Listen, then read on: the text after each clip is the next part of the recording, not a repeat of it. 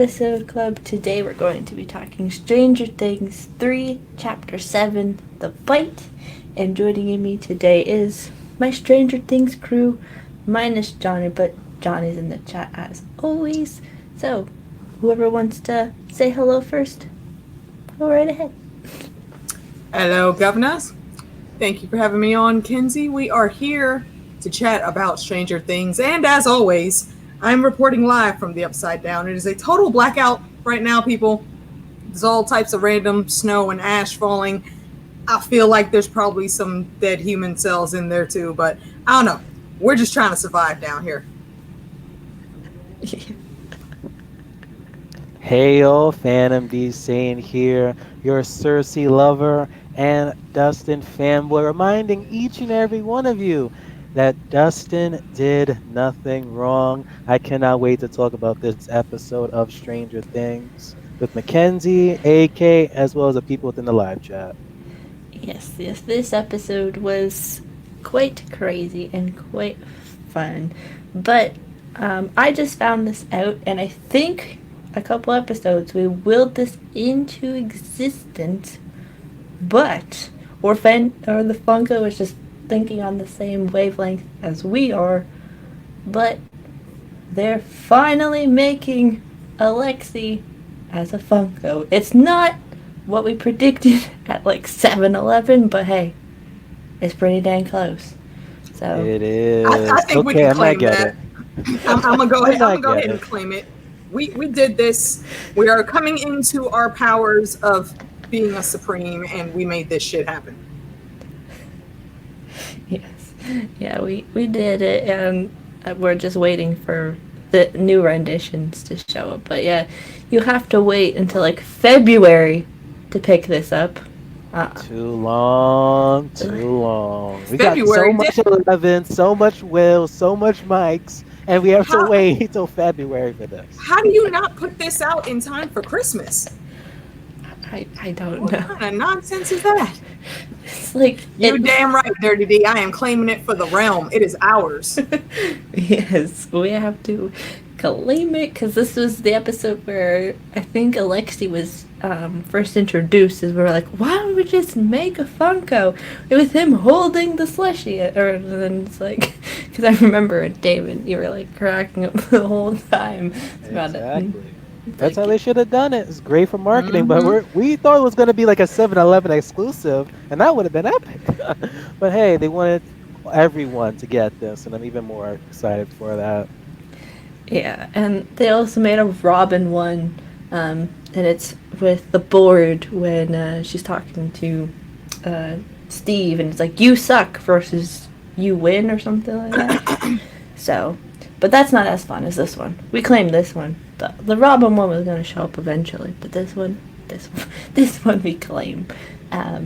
But, speaking of Alexi, this episode with Alexi, man, it's a heartbreaker, but we'll get to that if you want to talk about that now, or we can talk about something else first. What do you want to do? We can Whatever order you got set up, we'll go with the flow. So, it is 4th of July, essentially, or it's going to be 4th of July because they have the fair, but which is where Hopper and Joyce and Murray and Alexi are headed to because that's where they think the kids are.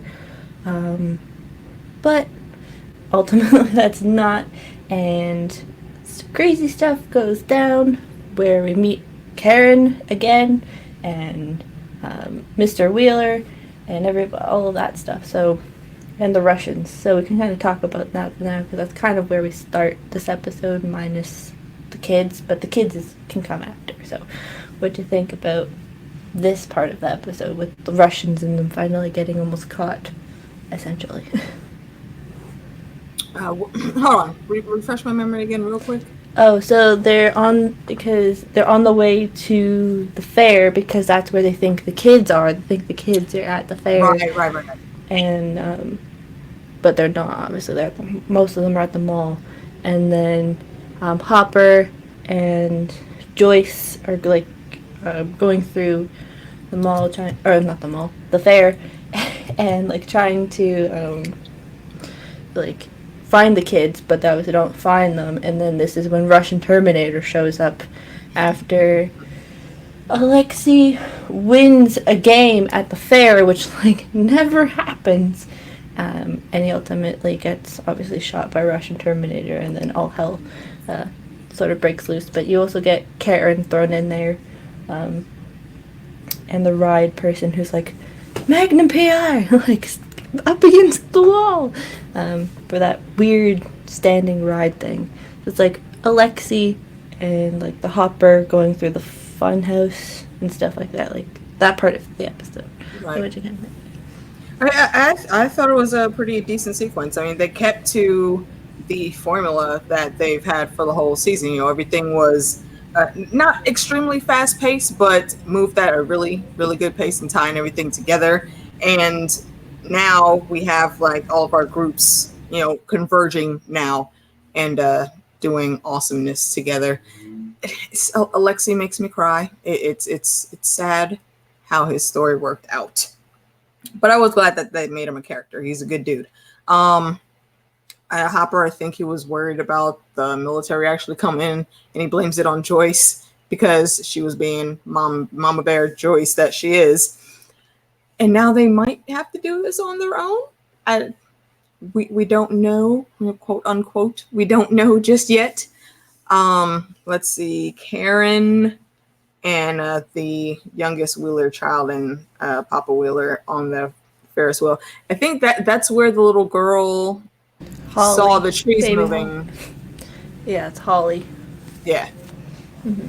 And she has some pretty good eyes on her because nobody apparently was paying attention to the trees, but she saw that shit. Was like, Mom, what the hell is that?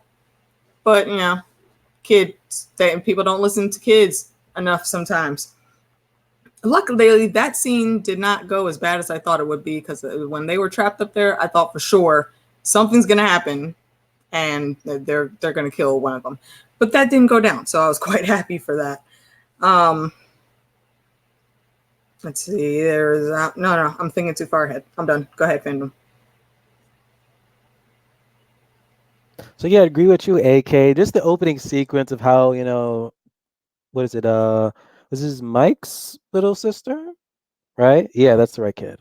Like sees a freaking Holly. trees movie. I was like, okay, is the freaking creature gonna come out of nowhere and start like killing everyone, or not just everyone? At least not our main core characters in that whole freaking festival. But no, that didn't happen. So I was kind of a bit disappointed where they just baited me like that. But overall, the whole sequence with the carnival and stuff, it was okay until they freaking killed Alexei. Like it seems like he was just gonna stay in America, land of freedom. Get some, Slurpees here and there, eat some corn dogs, watch freaking some, TV, cartoons, and then freaking the Terminator just comes out of nowhere. I'm just like, damn, don't do it. Murray, do something. But nope, ends up being freaking killed, It's like, of all people that had to die. And I even like freaking Alexei when we first saw him. I thought he was annoying.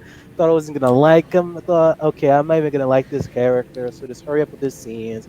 And then he warmed up to me, damn it. You know what happens when they warm up some of these characters? They end up killing them off, just like previous season Bob. I was like, okay, I don't know if I could trust Bob. He probably like working for the other freaking group. Then it turns out to be a cool guy. And then they kill him off. So in season, what is it now, 4? When Murray, he's drinking his vodka, whatever, they better show some goddamn flashbacks of freaking Alexei. That's all I'm saying. That's all I'm saying.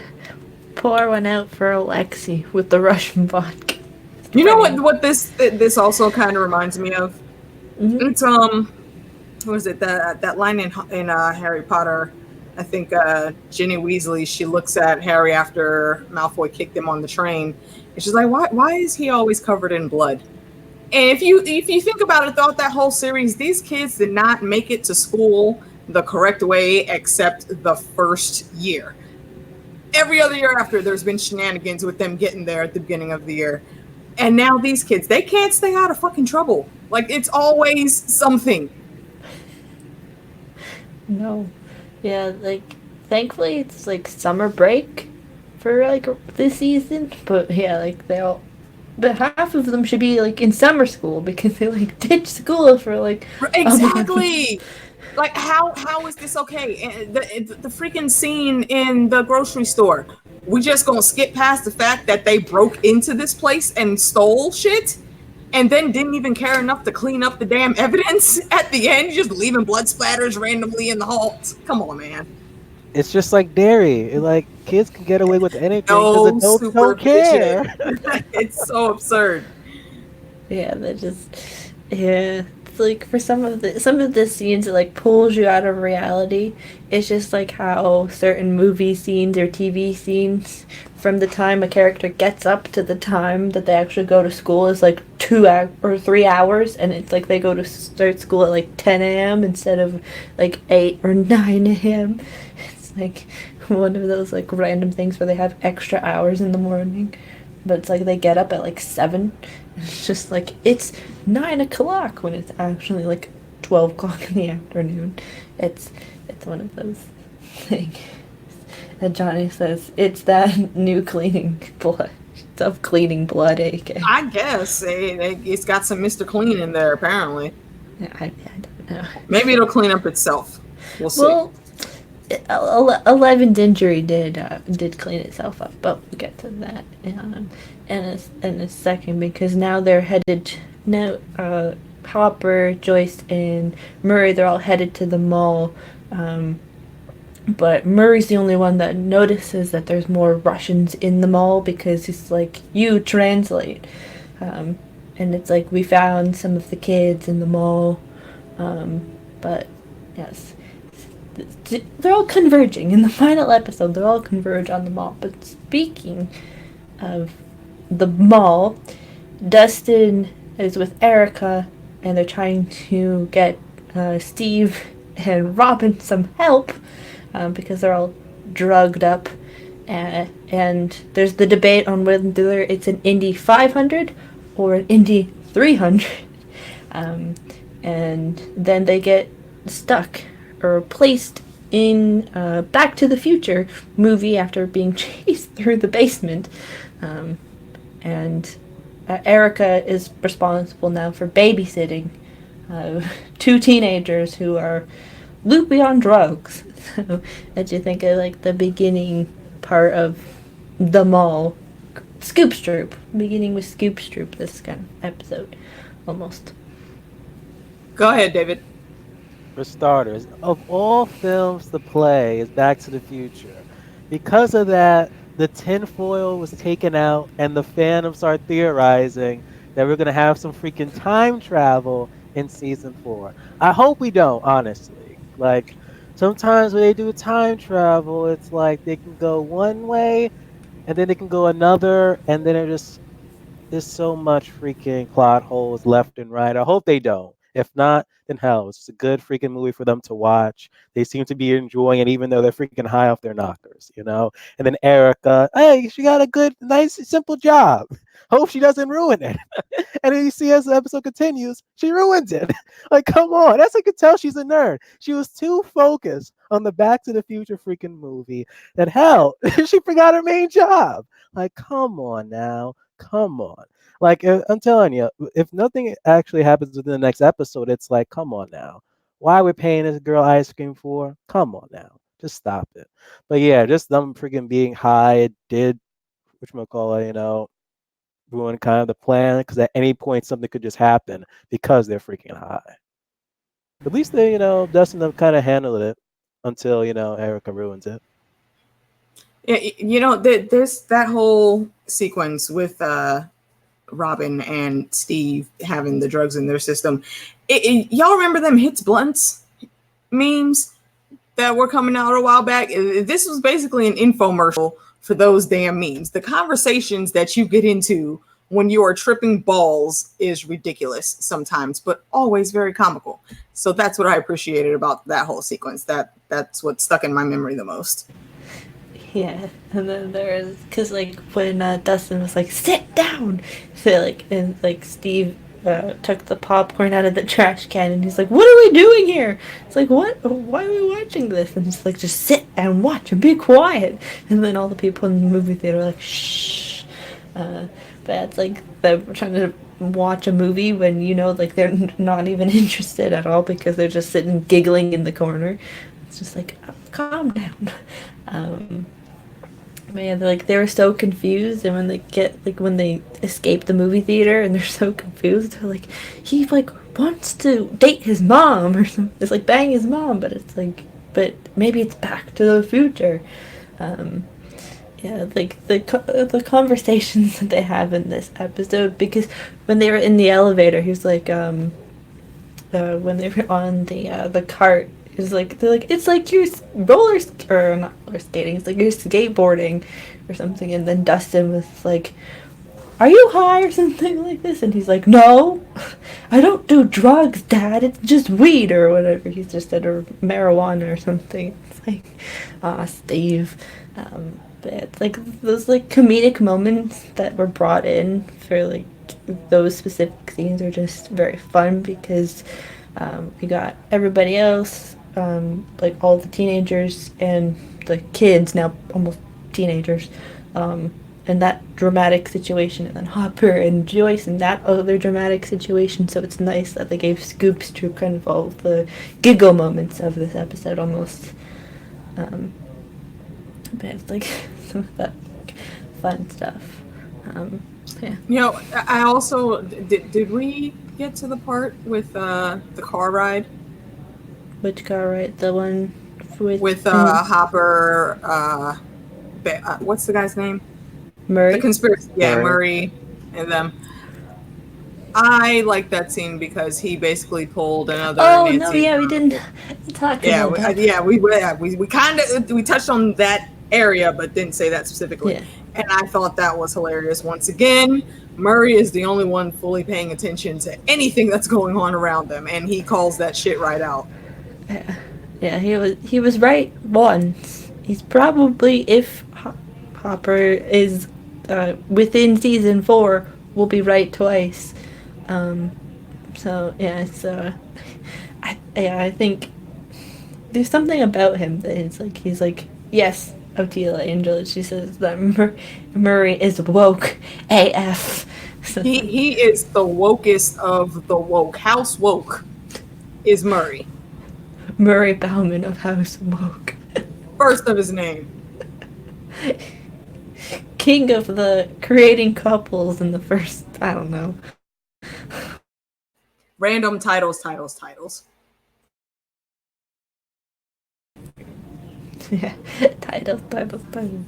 Yeah, that season. You froze for a second, Kenzie. Oh, yeah. I think you're okay. Yeah, there was the titles, and then because he's like, just stop the car and rip each other's clothes off, and then we'll be good. And then Alexi's like, what did you say? And then he's like, it describes what he was saying. He's like, they haven't already? Like, what? Exactly. The tension is so obvious there. Yeah, Hopper's trying to make like he doesn't see it, and Joyce is legit oblivious to it. Get it together. All of your instincts are always on point except for this issue. Joyce, do better. I think it's almost for her that if she was, because of being scarred by Bob, it's almost opening herself up to a person who is probably good, is what terrifies her almost. And plus she has almost a set relationship with Hopper, so it's almost trying to evolve it into something else is probably what also is freaking her out almost, maybe, because they hit the nail in the coffin with that. Yeah, and well, spoiler alert, you're kind of what her worst nightmare is coming true almost, for next episode, but we'll get that when we get to that next week. But yeah, you can also see that too when they're on the ride and the camera pans down to them holding hands, that there is something that's maybe there, but they don't want to cross that barrier almost that they're used to. But yeah, Murray in his Sixth Sense. Well, he put together Nancy and Jonathan, and they're still fine, pretty much. So, um, yeah, like maybe, just maybe, there may be Quick something there. thought. Funko, if you're still listening, a 2-pack of Murray and Alexi. There you go. We need it. Because Murray That would don't be even got a perfect. Funko, damn it. Come on now. Have Murray holding a freaking vodka bottle, and have Alexi Corn holding the Woody dogs. Woodpecker. Yeah, And I suppose. and You like a could go corn dog, Yeah. like the corn Random dog, corn because that dog. was like a thing of this episode too, of like holding corn dogs. It's like, and then it's like no. Exactly. You know what makes me appreciate the Alexi scenes even more though is they showed him genuinely having fun, and that's probably the first time ever in his life he was able to just freely let go and do some random fun human shit. So it just makes the tragedy so much worse when he gets shot. Yeah, and like the kid that was when he was playing the balloon game, and the kid was like, "One more shot, Mister." There was like the little kid that was like sitting in the front. It's like, you have to hit it one more time, and then he's just like, "Okay," and then he just like throws the dart. Also, you got to wonder how well he was trained. He isn't a soldier. He's on the science side. But you don't get that type of awesome marksmanship without some type of training and practice. And he was like ridiculously focused and just made it look effortless that he was winning. Such a good character. See, Otila Angel, this is what it will look like, because we willed it into existence. Here first, we willed it into existence. Yep, I think we did episode it. 6. So, yeah, it's a real thing. Along with, I think, a Robin. Yeah, it's Robin's like in the second episode with the board. It's like you suck versus you win or something like that. So, yeah, but you have to wait till February for this thing. Like I said, why not be like a December Christmas thing? That's the one. Exactly. Yeah, that doesn't make sense. That's when you're gonna have like some of the best sales to make money off of. Why would you wait until February? Ugh, that's bad business strategy there. Yeah, because you got other properties like Game of Thrones has all of theirs coming out in like November-ish time, like the new ones. So Yeah, it's that's like, perfect time. Transitioning from Thanksgiving to Christmas. Perfect. so it's like, why wait till like February when almost literally the next season likely will come out? It's just like, come on. Or like we'll be starting to like have press for it. I mean, yeah, it's like crazy. But yeah, Alexi. Yeah, there'll be a 2-pack. That'll be interesting if they do that as like a 2-pack, because they've done 2-packs beforehand. Yeah, with I believe so. what's his name? Max's stepbrothers. Billy. Mac. No, Billy. Yeah, there we go. Yeah. Billy and Mike's mom. They had a 2-pack of them from previous season, so it's like they can do it from this season. Mm-hmm. Yeah, it'll be one of those things where it's like we need that one, because they don't have like a Murray one, so it's like, come on, make a Murray. But yeah, Murray needs to have one where because with a vodka bottle with something, or like a telephone, whatever. But anyway, yeah, the kids, I think, yeah, at the mall, they're still, because Steve and Robin, they like leave the movie theater and they get violently ill because they look up at the ceiling and get dizzy, and Robin reveals something about herself, which we talked about lightly. She reveals that she doesn't like Steve, not because she doesn't think he's cute or anything, but because she is a lesbian, which we needed, like I said, we needed an old lady or an old person character, Mrs. Driscoll, and then we needed somebody from the LGBTQ plus community, and we got one. So, what did you think about Robin's reveal in this episode. It was actually pretty interesting and handled quite well, I think. That little bit of backstory with her being essentially being jealous because the girl she had a crush on Steve. And it even took Steve a minute. Like once she started talking, as soon as she said that line, like she couldn't keep her eyes off you. I was like, oh, okay. I didn't expect that, but I'm here for it. And Steve being oblivious and even worse now because drugs are still in his system, he doesn't get it right away. And he should have because it did become glaringly obvious. But I really did like how they pulled it together. It was done very respectfully and pretty much true to life, I think. So kudos to them. For episodes, I was like, okay, I'm guessing they're going to be shipping Robin and Steve. That's just going to be the end game. And every other episode, they always keep on hinting it. Even a conversation between like Dustin and Steve was like, oh, well, you can, just go out with a freaking Robin thing. And you keep on saying, oh, not really. She's still in school and stuff. I'm just like, dude, just freaking do it already. And then this episode happens. And I was like, okay, is this going to be it? And then it's like, whoa, she's a lesbian? What? I did not see that coming. And like what AK said, it was done well to the point it was like completely like shoved in your face or so. I was like, okay, let's go. And he even handled it correctly. He was like, okay. Then he just said a joke, and they were still freaking cool friends. It could have he didn't like erupt like what? Wait a minute, you're a freaking gay or this and that though. But it was done pretty well. Yeah, and I will give kudos to Steve for that. And kudos to Steve are not something I give very often.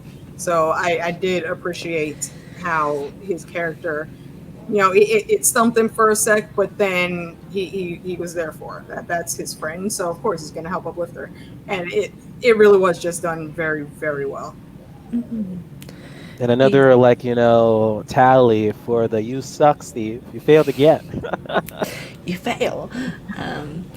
Yeah, I think that conversation, it was done in such a way that it wasn't a big like emphasis on the fact that she was. It was more like the fact of it's just the fact that this is it it was written in a way that was very 2019, in the fact of like Steve didn't care. Like it wasn't this big outburst of the fact that a person that he knew was coming out to him. It wasn't like this big thing. Like he was like, oh, like what? Which I feel like them writing the fact that he still was on like on drugs, part of like not understanding it would be like how it's related. But he didn't do an outburst, and I think I mentioned this before, but the writers themselves, I think, did not. They were flip-flopping in terms of Robin's sexuality, I think, into like episode 5, I think it was, in terms of if they're going to have her as a straight character or a lesbian. I think that's what it said because I read about it in like a behind-the-scenes thing. So, yeah, they themselves didn't know, and I think it was the right choice for her to be a part of that community, and also too so it wouldn't have Steve have an automatic in terms of any relationship, because then that just would be too easy. Almost it'd almost be like a thing of just like what, and like her only real character like arc essentially is be Steve's friend and then be his girlfriend wouldn't work. I don't think for her, like it wouldn't just like, that wouldn't be her thing. Even if she probably was a straight character, I don't think that relation, like they wouldn't have a romantic relationship like at all. Yeah, I kind of agree with that. It doesn't seem like the personalities would mesh that well. Yeah, I mean, still a good scene. I'm glad they did it. And I did not know that about the writers debating on her sexuality. That's interesting. Yeah, I think it was one of those, because that was like a big headline from this season, was Robin coming out, and I think it was like, might have been like the Netflix thing, or somebody was, because Netflix I think does like a what happened this season kind of thing, and I think it was they didn't confirm her sexuality until like late in the season when they were writing. So yeah, it's a smart move almost, and it has inclusion like we've been waiting for. Yes, which is very important now more than ever. And then just after like that dramatic moment of like she doesn't sing properly, and then Dustin like running through the door, what the hell? Like, because then they start giggling like crazy because they left, because he goes to find Erica after calling the rest of the crew looking for where they are, and he's like, what, you left them, what? And then there's the battery debate on how many batteries should you carry at a time. I mean, Dustin really should have had some freaking extra batteries, though. Of all the nerds that could be prepared, the damn Eagle Scout is the one that didn't come with all the gear. Get it together, Dustin. He ran out of batteries just to And try he to should have build had Cerebro, extra. man. He should have had This an guy don't extra. have free. He doesn't have a job, a side job, or anything for him to be, buying more batteries. You can't. His mom got enough money. She's been spoiling him for years. And the cat too. She like had that cat. So it's like, did she? Yeah, mom has more than enough money to support his scientific drug habits. Yeah. Plus, she also sent him to camp, like a state away or something like that. So yeah. For the summer in the camp's 80s, not cheap either. summer camp in the 80s, pretty much mostly by herself, I would assume. Independent woman and all, but like, yeah, it's like, what? So, she must be making coin. Johnny says, what's funny is the best thing that could happen to Steve is he gets a girl pregnant. Steve would be the happiest mom ever. Oh, well. He absolutely would, dude. Shit boyfriend, excellent babysitter. Yeah, I fully agree with that. He also said Steve equals Mr. Mom. Yep. That's like Facts. Pretty much his character. Hashtag facts.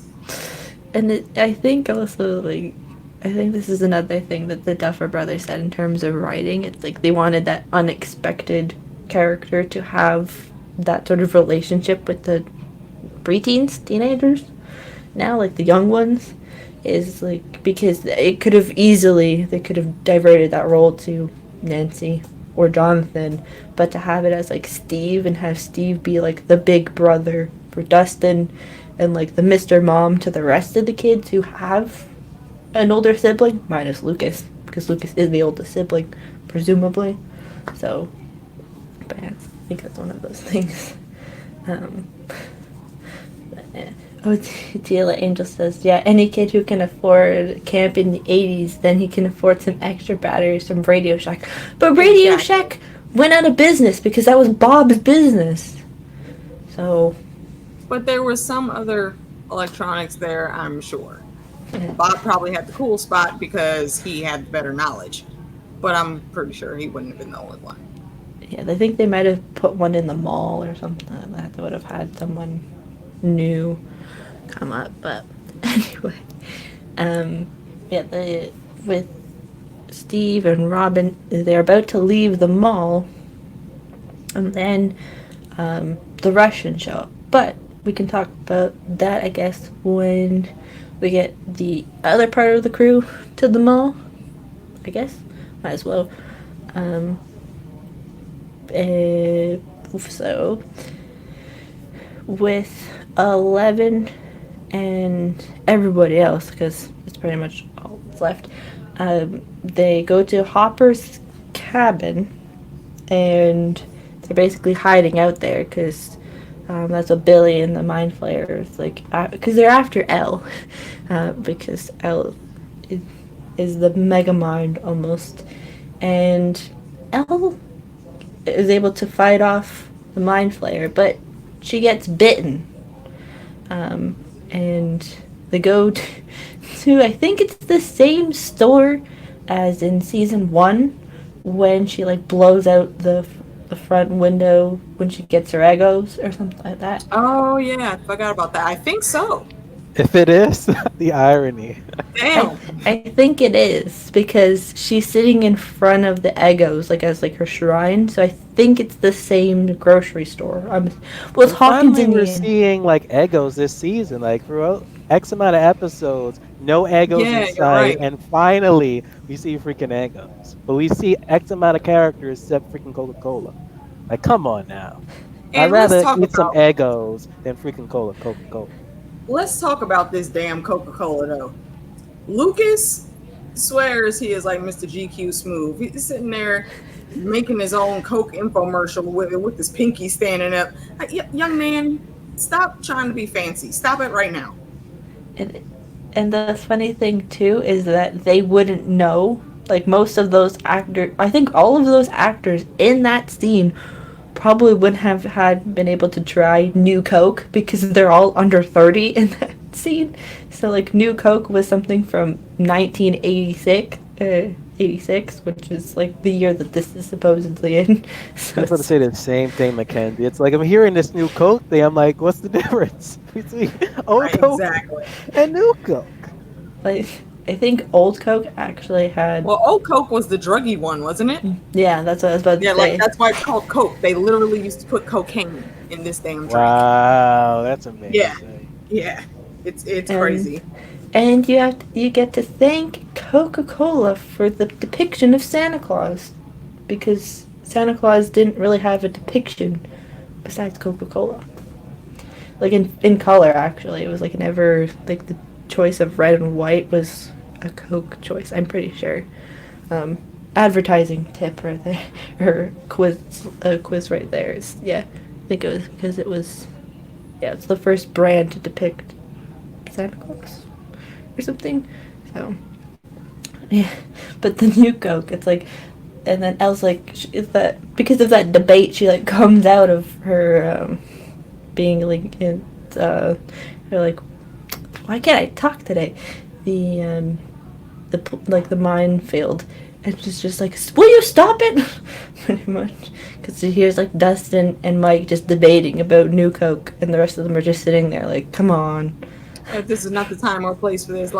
Like Brand said, we don't have time for this. it's like the Night King has your dragon, but no, it's like, but yeah, we gotta go to the mall now. It's like, shut up.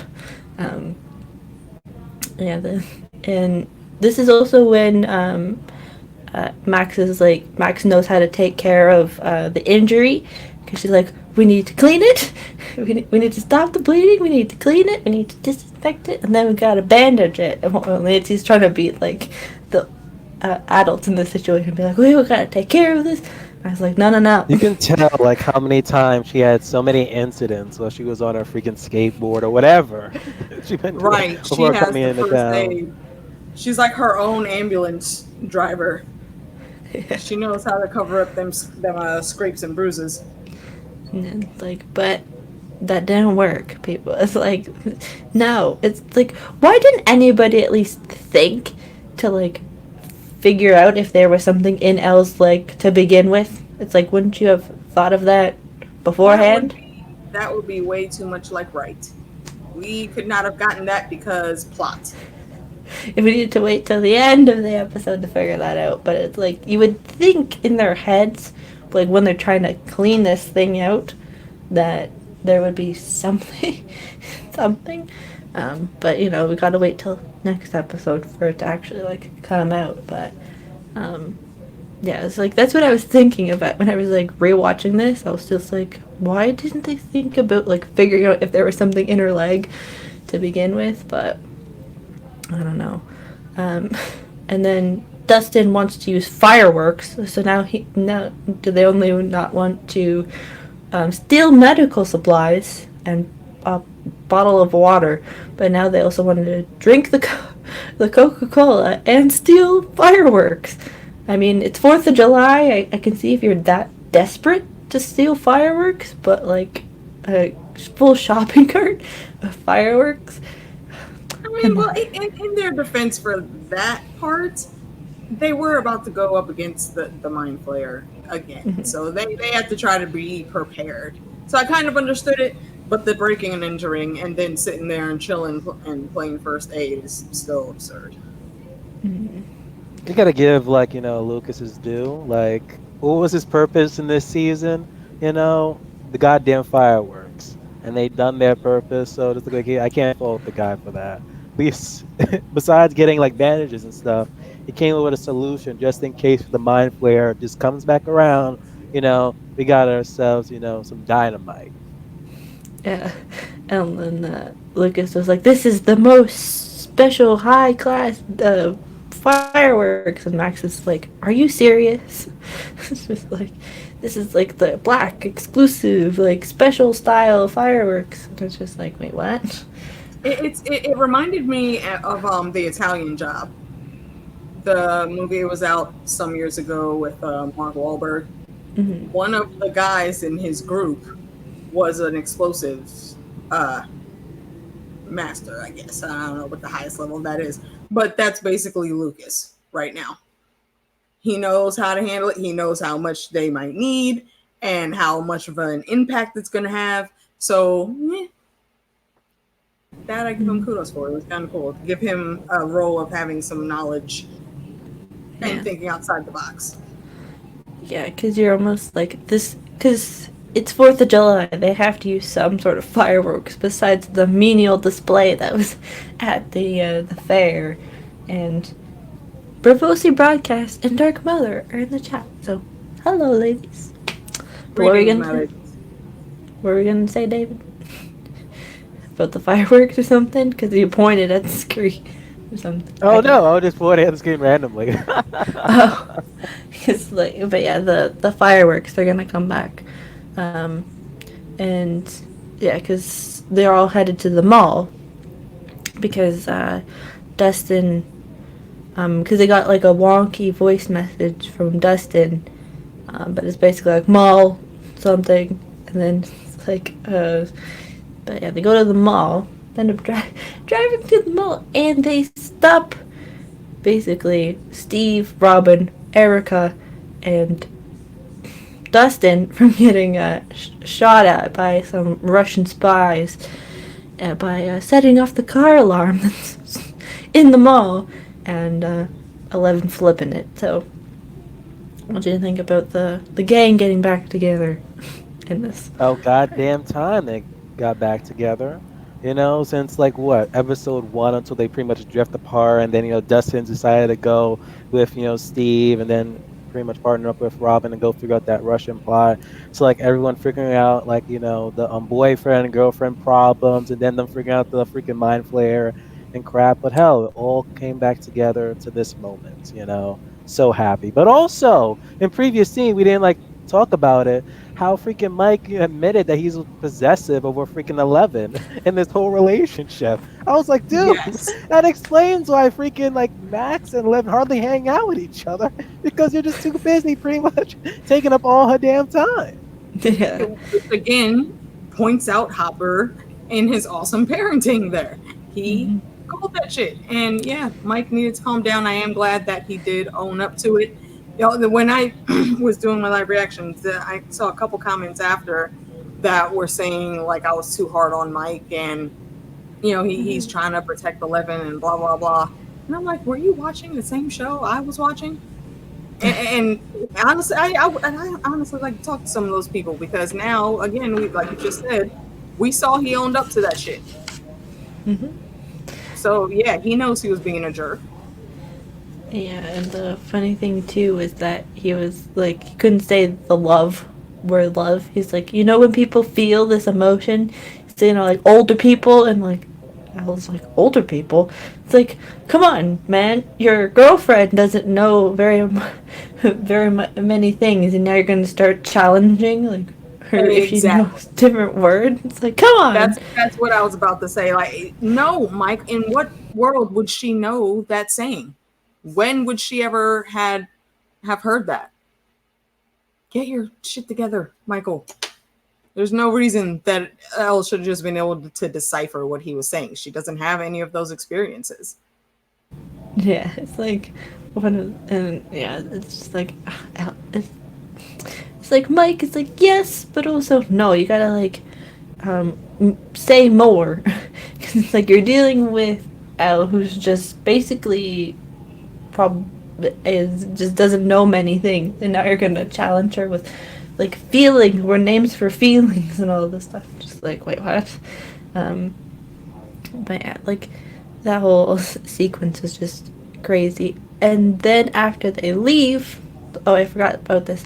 After they leave, we see Billy show up at the grocery store, and that L's, or like the splashes of blood that L had, were congealed into its own little mini flare thing. Flare thing? I don't know what to call it, but it's like it's that sort of thing. So it's like even a tiny bit of blood just like congeals to a mind flare. So that's just crazy. But Billy walking through the set being like, are they around the corner? I don't know. Almost was just awesome. And I feel bad for that actor too. It's just he didn't get any lines in this episode. He just like looked scary. Standing around the corner. But he got paid for it though. Just for that. Right. He made bank on that. So, get that coin. Yeah. What? Johnny says the whole first season of Stranger Things comes from a real woman's blog that seems to be Real Life 11. I can't remember her name, but I will have that info for next week. She was in the Montauk Project. Yes. Interesting. Very interesting. I'll be looking forward to that. Mm-hmm. And Otila Angel says that Mike is a passive-aggressive power trooper. Yes. Yeah, he lightweight is. I mean, I am glad that he noticed that about himself. And he did the respectful thing and apologized and explained, and that was great. So I like that he has grown enough to be self-aware, and he's gonna try to change that behavior within himself. So kudos to him for that. Because I also remember too that I think in around that conversation, I think Nancy was also, I don't know if it was this episode specifically, but like Nancy was like, wait, what? When she found out that Mike and 11 had been broken up, she's like, wait, what? Because it's like one of those situations of like, really? Like she didn't know that, but the fact, Yeah, it was previous episode because that's when they were arguing about, could like 11 like use her abilities or such, and like Mike was like, no, she shouldn't like use her abilities, whatever, because it could like harm her. Yeah, that was like the back and forth previous episode. no. But yeah, it's like, that's so funny though. They're like, because I love her, and then like, wait, what? And Ella's like, wait, what? But yeah, they get to the mall and they flip the car, and then they kill a bunch of Russians. And then it was catch-up time. It was like, wait, what? You're here? Wait, what? And then like all this, that, the other thing, and then Nancy, who's that? To like Robin and all of this funny stuff, and probably also wondering why the heck that also Steve has a black eye and blood all over his work uniform and all of these other things. Like that catch-up session was like, because us as the audience, we're like, we already know all of this stuff, but they don't. So it's just like them trying to figure it out was just, that's fun to watch, especially when they're like, Lucas is like, Erica, because it's like the rest of them, it'd be like a normal thing. When Erica, like, like Lucas is like, Erica, what are you doing here? She's like, what are you doing here? That's just so funny. Yeah, that's one of those things that cracks me up about Erica. Always trying to hide the nerdiness, but it doesn't work out. It always seeps through. That Dustin did call that. So stop being a butts. And then was this the one where she said she believed what happened, but she didn't believe Lucas was involved as much as he was, or was that the next episode? That was the last episode when he's talking about when she's talking with Dustin about like knowing math, and then because Dustin says something about My Little Ponies or something, because her backpack had My Little Ponies on it, and he says something about like My Little Ponies, and it's like, you're a nerd. It's like, I'm not a nerd. Like, yeah, she asked him like, why do you know so much about My Little Pony? He said, because I'm a nerd and so are you. That's why she didn't have to fact check anything. She didn't argue with him because she knew all those stats as well.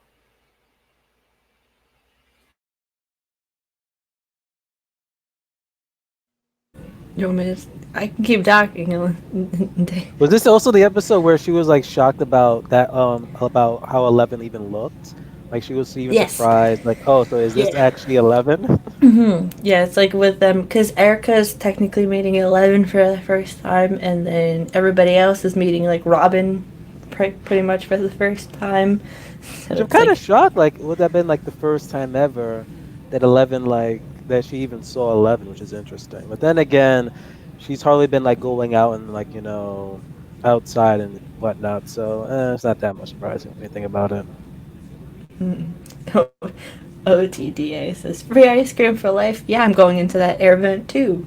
Like, Well, I would do the first you same gotta be thing if small someone enough. said It free seems like it's Wendy's really good. Frosties. I would go up Right. there It, too. it seems like it's a really good ice cream. So, yeah, like you Well, just got a lifetime membership to Baskin Robbins.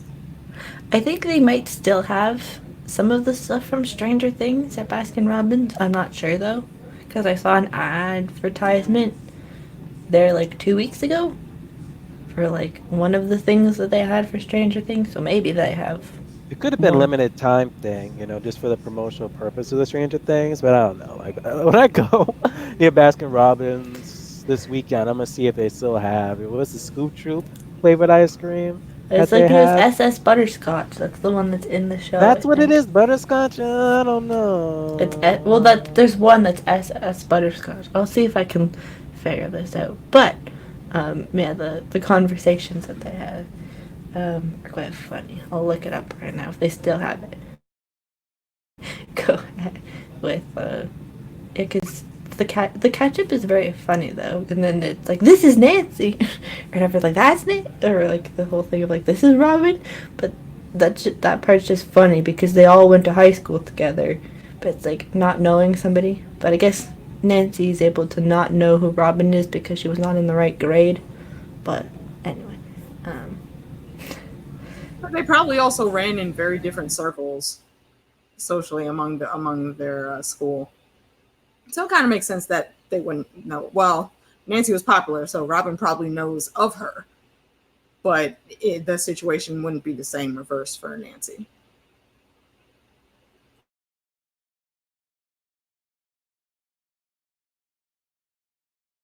You're muted, Kenzie. yeah, so trying to get back to the tab.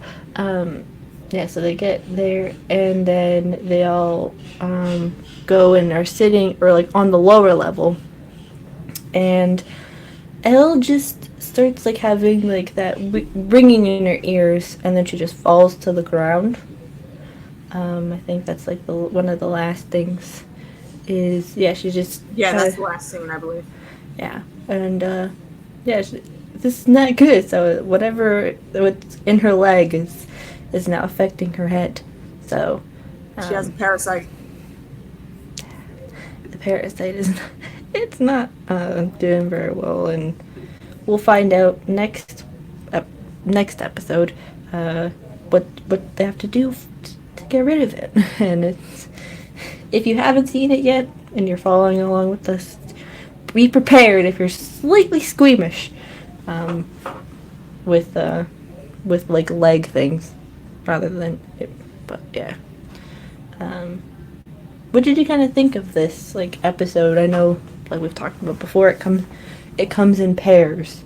But yeah, like what do you think about this episode? Go ahead, David. So yeah, this was a good episode of Stranger Things. The death of freaking Lexi still hits home for me. Even like watching this episode, I'm like, ah, damn. Just when I got to, invest in like one character, they pretty much kill him off. We got like round two. I think this was like round two or three of like Hopper versus the Terminator. And like, dude, shoot him in the freaking head. I know it's against your morals and such as a freaking US cop, but still. Shoot him in the head and make sure he's actually dead. It's like, ain't that one of the rules in like Zombieland is That's double exactly tap? what I was about to say. Like, Double tap. come on now. That's what you gotta do. But hell, we're gonna get freaking the final match, and the freaking the finale. What else? And then with the whole Robin situation. It was beautifully well done with her like coming out that she was gay. What else happened this episode? Oh, finally, freaking Lucas not losing the slingshot, but he freaking used an axe against the freaking mind flare thing. Kudos. 'Cause if he even like picked up that slingshot and even like try to hit it, like I don't know, I would have literally just marched over to like freaking the writers of Stranger Things and slapped them. Like, give this guy a different weapon or something, you know. But hell, he got the freaking axe and also giving them like the suggestion of like using the fireworks also against it. It's like, okay, Lucas is not just the goofball role of this season. He's actually contributing, unlike Will. It's like, what the hell did Will do this episode besides stare and just like feel his neck? But overall, good episode. And like Dan, like you were like saying, Mackenzie, like the freaking leg situation. It's like, I don't know. I don't know. And also, because we kind of like skipped over a little bit of the freaking like mind flare attack though. But again, when freaking Nancy sees the freaking mind flare charging towards them, she just continues to stare at it as it's coming. It's like, no, the moment you glimpse it, you run back. You don't continue to watch the thing approach you, damn it. Like, come on now. Come on. Yeah, I totally agree. Nancy usually is decent, but yeah, she be fucking up too. But overall, this was a good episode to me. I think I'd probably rate it 8.5 Mama Bear choices. Oh no. 8.5 Alexi slushies. He deserves that honor. Alexi slushies, yes. Pour. I don't know if you can technically pour out a slush. Well, you can pour out your cherry slushies for Alexi. Strawberry young lady. No, you like cherry slushies. He hated the strawberry one. Oh, okay. I thought it was strawberry that he liked. No, because he got angry at Hopper because he brought a strawberry, and Hopper's like, "What's the difference?" That's such a Hopper thing to say. Ben's in the chat, and also the Geek in Disguise was also joined us today. But yeah, there's no. I believe Geek in Disguise said that he or she, I don't know which one, has a channel. What type of content do you have there, Geek in Disguise? Please put that in the chat so we can know to go check you out. Mm-hmm. Yeah, I think some of the. But speaking of the flavors at Baskin Robbins, there was one called 11's Heaven, which was a waffle cone flavored ice cream filled with sugar cone pieces and chocolate flavored coating with chocolate icing. And then there was one that was like lemonade and ice cream. USS Butterscotch, that was the one that's in the show. And then like a sundae, and then like a cookie pizza ice cream thing. Those are like the exclusive things to Baskin Robbins, which was cookie pizza. What? It's called. Oh, hold on, let me get it back. It's called the Briar's House Lights Polar Pizza Ice Cream Treat. It's a polar pizza made with chocolate chip cookie crust made with Snickers ice cream. Strings of fudge and M&M candies make colorful Christmas lights just like the ones at the Briar House. So, and then there was like a sundae, which was just a scoop of upside down pralines ice cream with like whipped cream, chocolate sauce, or caramel sauce, almonds, and cherries. And you know what that sounds like? What? That sounds like #diabetes. That is a lot of damn sugar in one small snack. Holy shit. That's why Erica loves this stuff, and she was happy when it's like a lifelong supply of it. And then there's probably a growth formula in that, because she seems a lot older than, well, a lot bigger than she should be from compared to previous seasons. Like, she shot up really quickly. And then there was something called like a lemonade freeze, which was like, I think, vanilla ice cream and lemonade. And then there was like a Demogorgon sundae, which was basically which is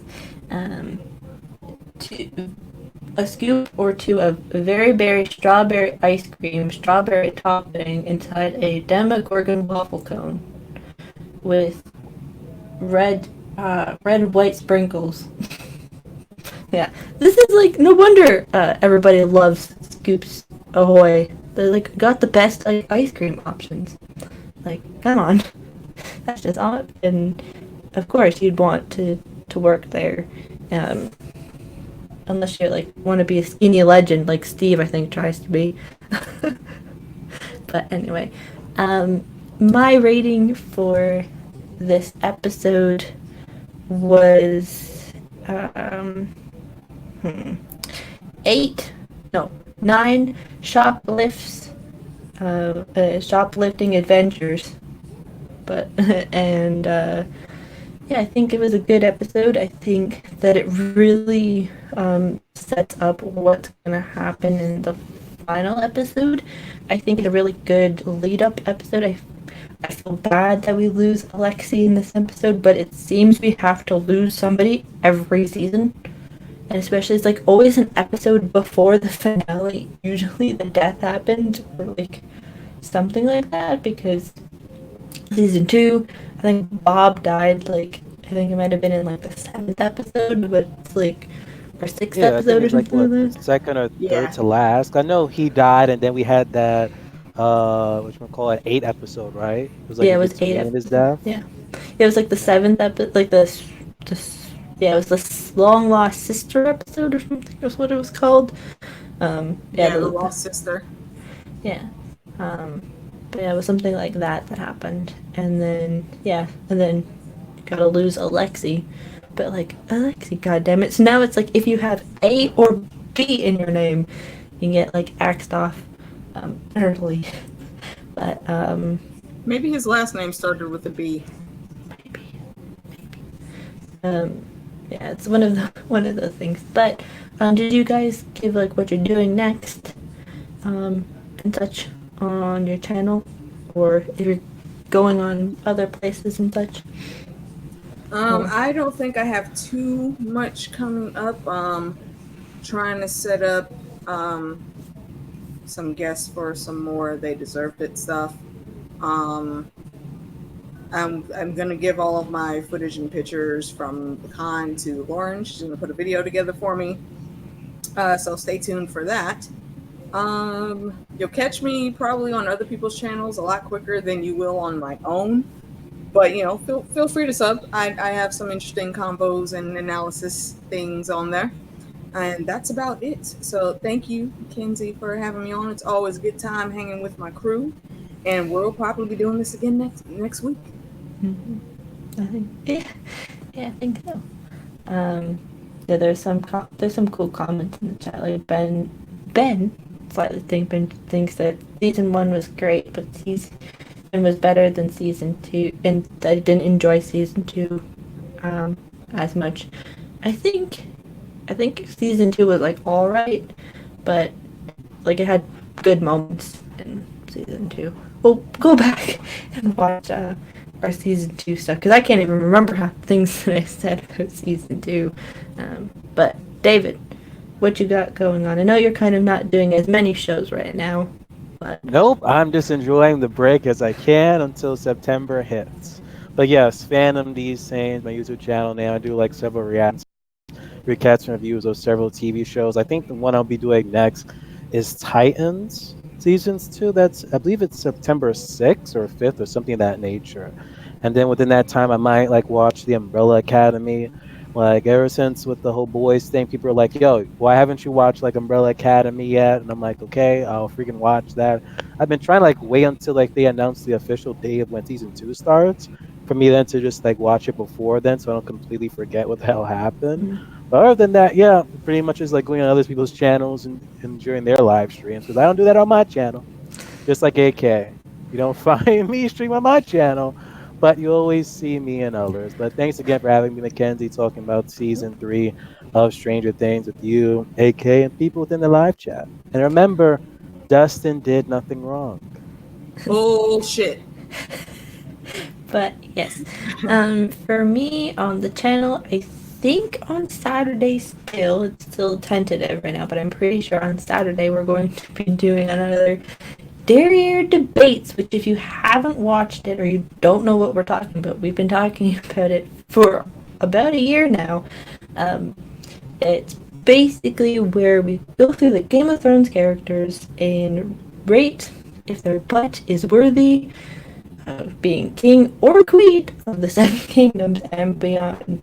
AK was on with last week and with Johnny and Clarissa Thompson, and it was a really fun stream. You listen to Johnny talking about Septim Ordain and her backstory, among other things. That damn backstory. Yeah, and get so much fun stuff with that. So if you haven't, go watch that stream. It's very, very fun. And then go over to Facebook. I think the poll is still in Geek Chat. I wonder if you're there, but also on my personal or my YouTube Facebook. There's also in the events page. There's a poll there as well. So go vote if you want to vote and make your voice heard on whether Jamie, Yara, or Daenerys moves on to the final round, so to speak, for that specific stream. So yeah, with that, next week we're covering episode 8, which is the battle at Starcourt. And other than that, we have to kind of pick a new show after next week. If not, we'll do some of those debates on Wednesdays. We're going to throw in a little bit of Outlander. I just have to catch up with that show. We'll do a bit of Outlander and stuff like that. We're going to do a myriad of things on the channel. But speaking of the channel, we're also going to shout out the patrons of the channel. I know that link was dropped in there, but we have Bobby Catalano, Catherine Harding, Nancy T, Kratrinsky, and Dark Mother. Awesome supporters of the channel. Might as well, while we're at it, shout out the people in the chat. Someone named Fandom D is hanging out in the chat. Another person in the chat is Alicia Kingston. I don't know who she is. I don't know why y'all keep letting that chick come into these chat rooms. She don't do shit but talk nonsense all the time. I don't know. Get rid of her. I don't know. And we also got Slay the Tank Benjamin, Johnny Be Crazy. Go check out both of those channels. And make sure you go check out Johnny and Fandom talk about Legion. I know not many of you have watched it, but that stream is actually quite funny. We have the Geek in Disguise. We had Dark Mother. We had the Bravosi broadcast. Let's see if I can scroll up. Otila Angel. OTDA, the King of the Mons. And I think... Let's see. I think I got everybody? Yeah. I think I got everybody. If I didn't, you can yell at me in the chat. But with that, I think we're good. And OT Angel says, "Who are they? I don't know. They're just some random people. Maybe we'll get to know them in the next. Maybe by next week they'll come back and they'll explain themselves. But anyway." With that, we'll see you all next week for Battle at Starcourt, Stranger Things 3, Episode 8. Bye, everyone. We out, bitches. It's waiting for this thing to